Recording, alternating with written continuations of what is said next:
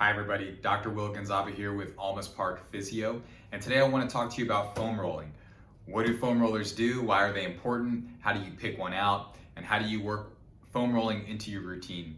So over the past 10 years, foam rolling has become very popular. We see them at the gym. Probably most of us own them, but a lot of people don't know what foam rolling actually does. And if you don't have a foam roller, sometimes deciding on how to pick one out can be a little bit overwhelming with all the options that they have nowadays. So I'd like to help you understand it a little bit better and understand how to pick out a foam roller, how often you should foam roll, and when to actually do it. So what does foam rolling do? So all of your muscles are surrounded by fascia. So fascia, you can think of it as like the casing that helps organize your muscles. And you have this around every single muscle belly within your body, right? So it's all through your body. And what happens is with working out, with putting ourselves in prolonged bad postures, just going through your day-to-day, this fascia begins to adhere to the muscles that it surrounds, and then also with the layers above the muscles. So if you've ever gotten up out of the bed in the morning and you take those first couple steps and you really feel a lot of tightness in your calves, and it almost feels like the skin is not sliding the way that it should, that's your fascia letting you know that it's tight. So foam rolling is a really great way to remedy that.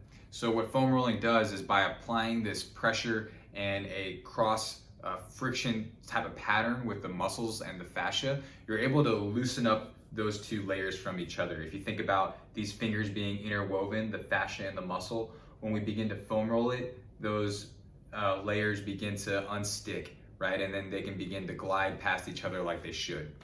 So that's basically how it works. When it comes to selecting a foam roller, I think simplicity is key. So for myself, I like to use this foam roller. I think this is a 36-inch foam roller, and it's just totally smooth, right? It doesn't have any crazy ridges. You can tell I've had this one for a long time. It's many years I've had this foam roller.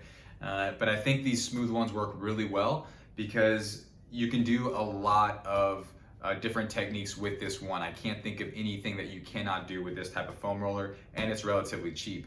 There's foam rollers out there that vibrate, that heat, that cool, and some that have really large ridges on them.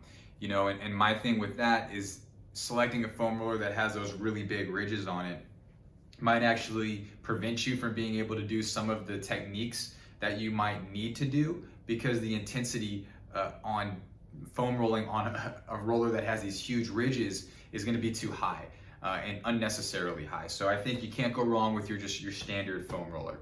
In terms of how often to foam roll, when should you work it into your routine, the way I like to do it is I like to do my normal workout.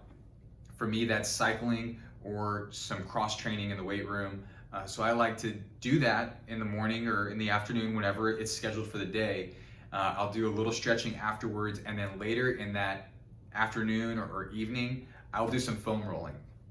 And it only takes about 5 minutes to do it. I'll hit my calves, my quads, my IT bands, and my glutes, maybe my low back, and spend about a minute in each of those areas. And I always feel a lot better afterwards. And I think the most optimal amount to do during the week is anywhere from 3 to 5 times. If you're in that range, I think you will notice feeling way better.